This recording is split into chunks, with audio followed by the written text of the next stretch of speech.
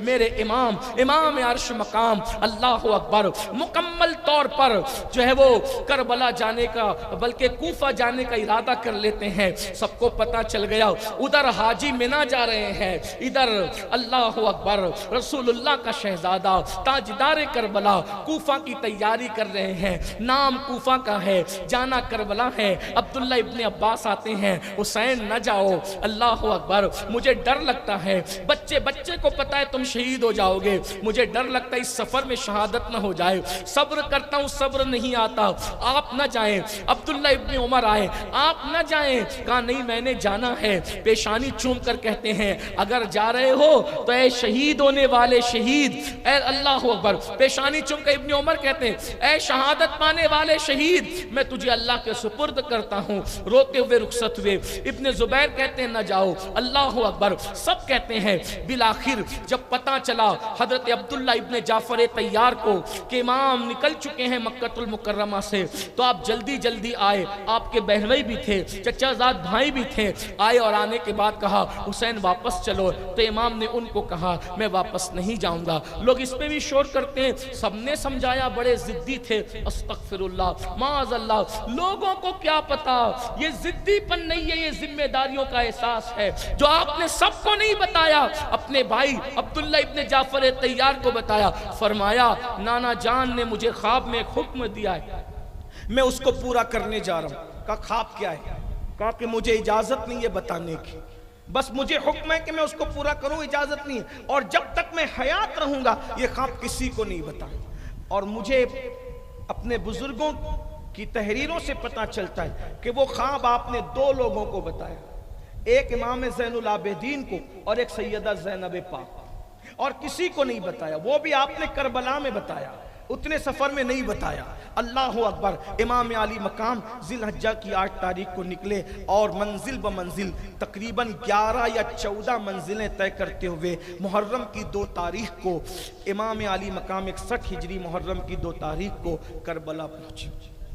کربلا پہنچنے کی داستان بھی بڑی طویل ہے, لیکن میں اس کو اختصار کے ساتھ کرتے ہوئے, اور 2 سے لے کر کے 7 محرم تک جو ہے وہ مختلف افواج امام علی مقام سے آتی رہی, ملتی رہی, باتیں ہوتی رہی, ساری چیزیں.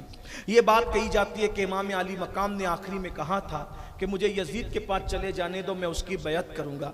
یہ انتہائی پھوڑ اور گندی بات ہے, اس کا کوئی تعلق نہیں ہے حقیقت سے. ابن کثیر بھی اس کا انکار کرتا ہے, ابن جریر نے بھی اس کا انکار کیا ہے, اور ہر منصف مزاج مصنف نے بھی اس کا انکار کیا ہے. یہ صرف ناصبیوں کی گندگی ہے جو بوئی گئی ہے, اللہ تعالیٰ انہیں ہدایت عطا فرمائے. بہرحال تو 7 محرم کو اتنا بڑا لشکر کربلا میں جمع ہو گیا کہ آپ پر پانی بند کر دیا گیا. لڑنے کے لیے عمر سعد کو بھیجا گیا. سعد ابن ابی وقاص کا بیٹا, رائے کی حکومت کے لالچ میں وہ لڑنے کے لیے آیا. پوری داستان ہے, میں اس سے پہلے بیان کر چکا ہوں, لیکن چونکہ وقت کی قلت مجھے اپنی طرف توجہ دلاتی ہے تو میں اپنی گفتگو کو سمیٹتے ہوئے عرض کر رہا ہوں کہ اللہ اکبر. 7 محرم کو پانی بند کر دیا گیا.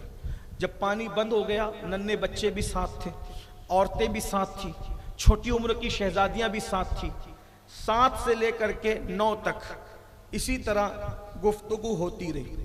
امام کہتے تھے میں نے بیعت نہیں کرنا, وہ کہتے تھے آپ یزید کی بیعت کرو. آپ کہتے تھے وہ فاسق ہے, وہ فاجر ہے, وہ خلیفہ بننے کے قابل نہیں.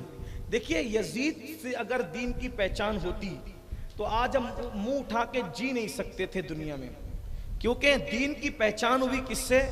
خلیفہ راشد, خلیفہ اول, افضل البشر بعد الانبیاء سیدنا صدیق اکبر کے کردار سے. دین کی پہچان ہوئی کس سے؟ سیدنا عمر ابن خطاب سے. دین کی پہچان ہوئی کس سے؟ سیدنا عثمان ذو النورین سے. دین کی پہچان ہوئی کس سے؟ امام علی مرتضیٰ سے. دین کی پہچان ہوئی کس سے؟ بلال حبشی سے, ابو ہریرہ سے, حضرت سعد سے, سعید سے, طلحہ سے, زبیر سے. یہ دین کی پہچان کرانے والے لوگ. اگر اس کو امیر مان لیا جائے, بھئی پبلک کا اعتبار نہیں ہوتا لیکن امیر کا اعتبار ہوتا ہے. مثال کے طور پر ہمارے یہاں 14 صدیاں بیت جانے کے بعد بھی بگڑے سے بگڑا ہوا آدمی کتنا بھی بڑا شرابی ہو, کسی شرابی کے پیچھے نماز نہیں پڑھتا. شرابی بھی شرابی کے پیچھے نماز نہیں پڑھتا، زانی بھی زانی کے پیچھے نماز نہیں پڑھتا، جواری بھی جواری کے پیچھے نماز نہیں پڑھتا۔ مجھے بتائیں، جب شرابی، جواری اور پاپی لوگ بھی کسی پاپی کو امام نہیں بناتے تو آپ اندازہ فرمائیں وہ رسول اللہ کا شہزادہ، ان کے اپنے دور میں ان سے بہتر کوئی نہیں تھا، ان کے اپنے زمانے میں ان سے بہتر کوئی نہیں تھا۔ ابن عباس نے کہا حسین اس وقت آخری تم نواز رسول ہو، تمہارے سوا کوئی نواز رسول نہیں ہے۔ ان کے ہوتے ہوئے پھر آپ کی عمر بھی بڑی، آپ کا علم بھی بڑا، آپ کا نسب بھی بڑا، آپ کا حسب بھی بڑا، آپ کا حسن بھی بڑا، آپ کا تقوی بھی بڑا، آپ کی پرہیزگاری بھی بڑی، آپ کی اصل بھی بے مثال، آپ کی نسل بھی بے مثال۔ ایسی ہستی کے ہوتے ہوئے کسی طرح یزید کو خلیفہ بننے کا کوئی حق تھا؟ ہرگز حق نہیں تھا۔ لیکن کوئی حکومت کا جھگڑا نہیں تھا، اس لیے کہ ارے حکومت تخت پر بیٹھنے کا نام ہے، حکومت لوگوں کو پھر حکومت کرنے کا نام ہے۔ اللہ اکبر! کیا کوئی ایسا حاکم بھی دیکھا ہے جو مرنے کے بعد بھی حکومت کرتا ہو؟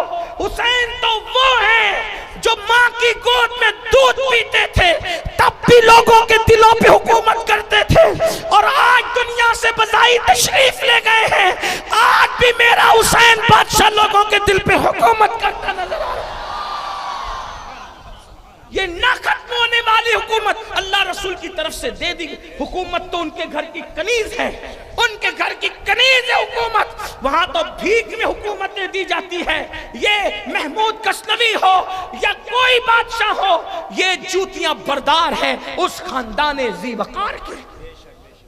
کسی نے بہت اچھی بات کہی تھی کہ ایسے درویشوں سے ملتا ہے ہمارا شجرہ جن کے قدموں میں کئی تاج پڑے رہتے ہیں، ان کے قدموں میں تاج بھی پڑے ہوتے ہیں اور تاجدار بھی پڑے ہوتے ہیں۔ اور میرے امام تو کہتے ہیں کیوں تاجداروں خواب میں دیکھی کبھی وہ شے جو آج جھولیوں میں گدایان در کی ہے۔ ان کے غلاموں کی جھولیوں میں جو بھیک ہے وہ بادشاہوں نے کبھی خواب میں بھی نہیں دیکھی۔ اس لیے کبھی ایسی بات نہ کرنا بچوں جیسی بات، بلکہ بچے بھی ایسی بات نہیں کرتے، پاگلوں جیسی نہ کرنا، پاگل بھی ایسی نہیں کرتے، کافروں جیسی نہ کرنا، کافر بھی ایسی نہیں کرتے۔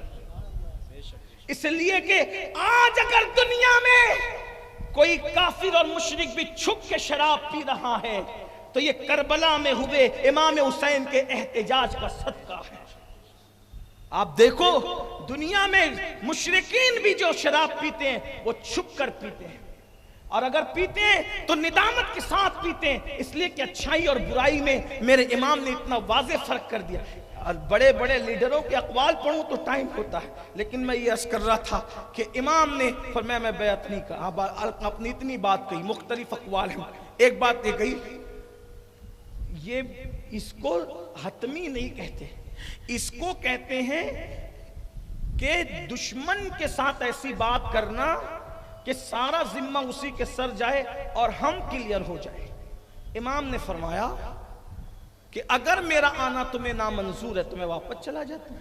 یہ فرق، واپس جانے والے نہیں تھے، لیکن یہ اس کو گفتگو کا انداز کہتے ہیں، یا اس کو الزامی جواب بھی کہتے ہیں کہ انسان یہ بتائے کہ یہ کتنے ننگے، یعنی ایکسپوز کرنے کے لیے، انہیں بے کرنے کے لیے کہ یہ کسی چیز کو قبول کرنے والے نہیں ہے، اس لیے ساری چیزیں پیش فرما۔ میرا آنا منظور نہیں تو میں چلا جاتا ہوں۔ ایک روایت یہ بھی ہے کہ میں روم چلا جاتا ہوں، روم موجودہ ترکی کو کہتے ہیں، یعنی میں وہاں چلا جاتا ہوں۔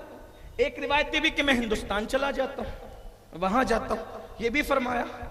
یہ باتیں آپ نے فرمائی، یا پھر ایک بات یہ بھی فرمائی کہ میں جنگلوں اور صحراؤں میں چلا جاتا ہوں تاکہ میں حالات دیکھوں کہ دو کیا کرتے ہیں۔ کچھ نہیں مانا ان لوگوں نے، ظالموں نے یہ کہا بیعت کریں یزید کی، کہا میں بیعت تو نہیں کروں گا کیونکہ میرے جیسا آدمی یزید کی بیعت نہیں کر سکتا۔ بالآخر شمر ذیل جوشن نام کا یہ بندہ تھا، اس نے ابن زیاد کو ورگلایا کہ وہ تو بیٹھے بیٹھے ابن سعد تو باتیں کرتے رہتا ہے حسین سے اور جنگ نہیں کرنا چاہتا۔ تو شمر جو تھا اس کو کہا کہ کام کر تو جا، اور اب جنگ وہ نہیں کرتا تو تو کر۔ جیسے شمر کربلا میں آیا، امام کی پہلی نظر پڑی تو فرمایا اللہ اور اس کا رسول سچا ہے. تو لوگوں نے پوچھا آپ نے یہ بات کیوں فرمائی؟ کہا کہ میرے نانا نے مجھ سے کہا تھا کہ میں خواب دیکھتا ہوں کہ ایک کوڑی جس کو سفید داغ، ایک کوڑی چتکبرا کتا میرے خون میں منہ ڈبو رہا ہے. یہ وہی ہے. اس سے پتہ چلتا ہے کہ قاتل امام حسین شمر ہے، کیونکہ حضور علیہ السلام نے اس پر امام نے فرمایا کہ حضور نے اس کے بارے میں مجھے خبر دیکھیے آقا نے قاتل بھی بتا دیا تھا کہ یہ سفید داغی کوڑی کتا، اور حضور نے فرمایا کتا فرمایا اس کو. اللہ اکبر. یعنی اس کو کتے کی شکل میں اللہ نے رسول اللہ کو خواب میں دکھایا. حضور نے خواب میں اس کو کتے کی شکل میں دیکھا اور فرمایا کہ یہ چتکبرا کتا میری آل کے خون میں منہ ڈبوتا ہے. ہائے ہائے اللہ اکبر، اللہ کی پناہ. پھر اس کا کوئی رشتہ تھا حضرت سیدہ ام البنین سے. یہ ام البنین جو تھی یہ بنو کلب کی ایک خاتون ہے جن کا نام خود بھی فاطمہ ہے، اور یہ مولا علی کی بیوی ہے، بڑے بہادر گھرانے کی خاتون ہے. تو شمر کا کوئی رشتہ بہت دور کا وہاں سے ملتا تھا. تو اس نے حضرت عباس ابن علی، اسی طرح عبداللہ ابن علی، اسی طرح جعفر ابن علی، محمد ابن علی، یہ شہزادوں کو آواز لگائی اور کہا ام البنین کے جتنے بچے ہیں ہم تمہیں امان دیتے. حضرت غازی عباس نے کہا تجھ پہ بھی لعنت اور تیری امان پہ بھی لعنت. رسول اللہ کے نواسوں کو قتل کرے گا اور ہمیں بچائے گا. ہم اس زندگی پہ لعنت کرتے ہیں جو آل رسول کی بے وفائی کے ساتھ ہو. ہمیں کوئی تیری امان نہیں چاہیے، اپنی امان اپنے پاس رکھ. اور اس کے بعد پھر 90 تاریخ کو جنگ چھڑ گئی. امام علی مقام اپنی تلوار پر ہاتھ میں ہاتھ رکھ کر اور تھوڑی رکھ کر یوں بیٹھے ہوئے تھے کہ آنکھ لگ گئی. اس پر بھی مجھے بڑی عجیب سی چیز محسوس ہوتی ہے کہ 22,000 کا لشکر سامنے ہے، انسان کو ٹینشن میں نیند نہیں آتی. مولا حسین کتنے پرسکون تھے کربلا میں کہ لوگ ٹینشن میں بستر پہ نہیں سو پاتے اور میرا مولا بیٹھے بیٹھے سو رہا ہے. ہائے ہائے کیا سکون ہے. اسی کو کسی کہنے والے نے کہا ہے حسن کے 100 لباس ہے، حسن کے 100 لباس ہے پھر بھی وہ مطمئن نہیں، عشق پہن کے مست ہے. یہ ایک دریدہ پیرہن جو عشق پہن لیتا ہے وہ مست ہو جاتا ہے. آپ نے تلوار پہ ہاتھ رکھا اور آنکھ بند ہو گئی. جب شور و غل کی آواز آئی تو آپ نے آنکھ کھولی تو غازی مولا عباس قدموں میں بیٹھے ہوئے اور سر کی طرف سیدہ زینب پاک کھڑی تھی. پوچھا کیا ہوا؟ کہا حضور وہ لڑنے کے لیے کہہ رہے ہیں. فرمایا لڑائی تو ہونی ہے، جب تو ہونی ہے ان سے کہہ دو آج نہ لڑیں، کل لڑیں گے، کل جنگ ہوگی. لڑائی تو ہونی، جنگ تو ہونی ہے. یہ تو میرے خون میں اپنی انگلیوں کو ڈبوئیں گے کیونکہ میرے نانا نے مجھے بتایا. ان سے کہہ دو کل عاشور ہے، 10ویں محرم ہے، اور 10ویں محرم کی یہ مبارک شب ہے. ہم کو عبادت پسند ہے، ہم اس میں عبادت کرنا چاہتے ہیں. ایک رات کی مہلت دے دیں. بہرحال مہلت لے لی. آپ کو بھی کہتا ہوں آج کی یہ شب ہے، اس میں درود پڑھ لو، کچھ نمازیں پڑھ لو، کچھ عبادتیں کر لو، کچھ تلاوتیں کر لو. یہ بھی سنت ہے بزرگوں کی. بہرحال تو میرے امام نے مہلت لے لی، انہوں نے مہلت دے دی. اور ادھر سورج غروب ہوا، ادھر شراب و کباب کا دور چلنے لگا. ادھر میرے امام نے ایک کرسی تھی سیاہ لکڑی کی، اس کرسی پر امام بیٹھ گئے. خیمے میں سب کو جمع کیا اور جمع کرنے کے بعد میرے مولا نے خطبہ دیا. امام پاک نے خطبہ دیا. خطبے میں یہ تھا اللہ کو اس کی تعریف، ساری خوبیاں اللہ کو جس نے ہمیں ایمان دیا اور ہمیں نبی کی اہل بیت میں پیدا کیا، نبی کے گھر والوں میں ہمیں بنایا. اور پھر اس کے بعد اسی طرح حمد بیان کرنے کے بعد حضور پہ درود پڑھنے کے بعد فرمایا دیکھو مجھے یہ نہیں پتا کہ میرے گھر والوں سے زیادہ کسی کے گھر والے وفادار ہیں. الحمدللہ جتنی وفا میرے گھر والے کرتے ہیں شاید ہی کسی کے گھر والوں نے کی ہو. میرے یار جتنے میرے وفادار ہیں شاید ہی کسی نے کی ہو. فرمایا دیکھو وہ میری خون کے پیاسے، اگر وہ مجھے پائیں گے تو تمہارے پیچھے نہ آئیں گے. اس لیے میں تم سے کہتا ہوں کہ رات کا وقت ہے، ایک بندہ میرے گھر کے ایک فرد کا ہاتھ پکڑے، ایک اونٹ لے اور خاموشی سے چلا جائے. چلے جاؤ، سب چلے جاؤ. بیویوں سے کہا تم بھی چلے جاؤ. گھر والوں سے کہا تم بھی چلے جاؤ، بیٹوں سے کہا تم بھی چلے جاؤ، بیٹیوں سے کہا تم بھی چلے جاؤ، وہ میرے اکیلے کے خون کے پیاسے ہیں، جب وہ مجھے دیکھیں گے یہاں تو تمہارے پیچھے کوئی نہیں آئے گا۔ اور ایک طویل خطبہ دیا جس سے پورا خیمہ رو پڑا۔ امام نے فرمایا چراغ جل رہا ہے، اس کی روشنی میں اگر تم جانا نہیں چاہتے تو میں چراغ بجھا دیتا ہوں، اندھیرے میں چلے جاؤ، میں کسی کو نہیں دیکھ رہا ہوں اور میں کسی کے بارے میں کوئی شکایت نہیں کروں گا، یہ میری اجازت ہے، سب چلے جاؤ۔ لیکن وفا کا درس سیکھنا ہے تو کربلا سے سیکھو۔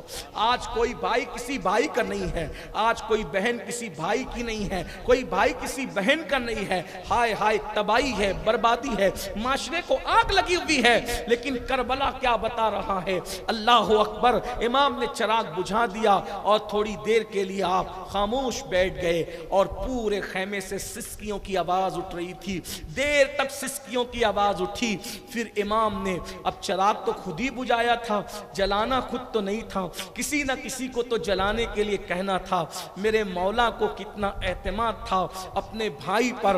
اللہ اکبر۔ فرمایا میرے غازی اٹھو اور جلدی سے چراغ جلا دو، یعنی کہ گویا امام بتا رہے ہیں کون رہے گا کون نہیں رہے گا گارنٹی ہو نہ ہو، لیکن کوئی جا سکتا ہے مگر میرا غازی مجھے چھوڑ کر کے نہیں جا سکتا۔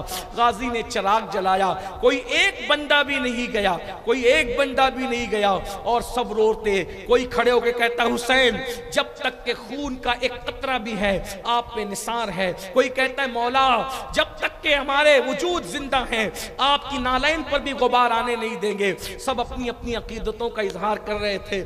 بیویوں سے کہا تم چلے جاؤ۔ سیدہ شہربانوں نے کہا لعنت اس زندگی پر جو آپ کو چھوڑ کر جانے میں ہے، مجھے کوئی آرام نہیں چاہیے۔ اللہ اکبر۔ جس شوہر کے ساتھ راحتیں گزاری ہے، جس سکون میں زندگی گزاری ہے، اس کو مصیبت میں چھوڑ کے جائیں گے تو فاطمہ الزہرا کو کیا منہ دکھائیں گے؟ بالآخر امام نے سب کو دعائیں دی، سب کو کہا اپنے اپنے خیمے میں جاؤ، عبادت میں مصروف ہو جاؤ۔ صبح جنگ کرنا ہے اور رات کو عبادت ہو رہی ہے، کوئی سو نہیں رہا ہے، پتہ نہیں کیا لذتیں اٹھائی سجدوں میں، تلاوت میں کیا لذتیں اٹھائی۔ اب صبح آئی، اللہ اکبر۔ جیسے صبح طلوع ہوئی تو آج کی صبح کچھ الگ تھی، کچھ انفرادی تھی۔ میرے مولا نے فرمایا فجر کی اذان میرا علی اکبر دے گا۔